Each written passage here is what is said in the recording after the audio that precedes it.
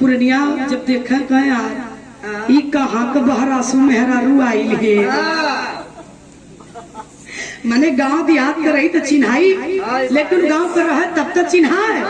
वो तो चार छठे अपने गाले पर यहाँ ले कुल गोदना गोदले हो है बतिया कहे का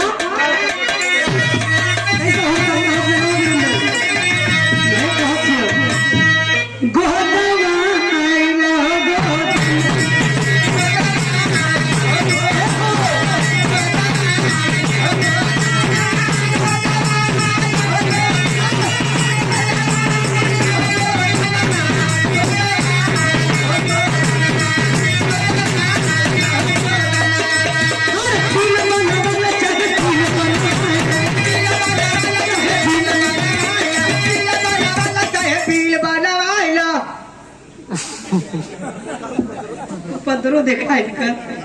हम गली के तिल बनवाला चाहे दिल बनवाला कुल बनावत रहल गोदना गोदे वाली तई चलो हम मिर्जापुर माई विंध्यवासिनी का नाम बोरबिल बनावा बिल बने तब को दिए हो चला अच्छा है तू बोलो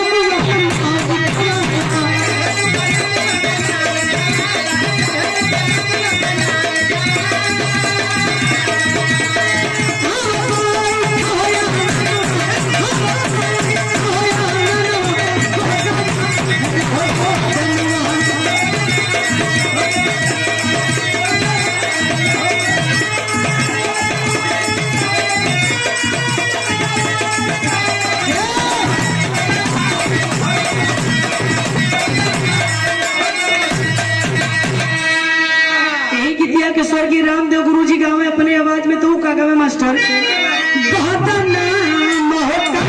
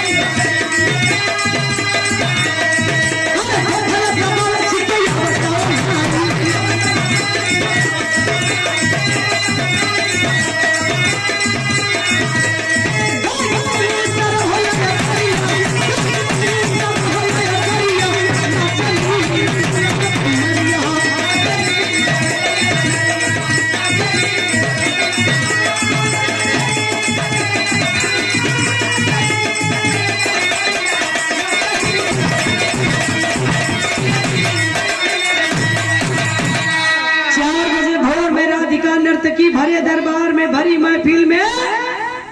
बेसुरा बेताल हो जाती है। कैसे ओकर तबला बजावला तब चिया सूत गल सोचा लगा कि अरे बाप रे बाप रात भर की मेहनत भरी पानी फेर देवल चाहत है।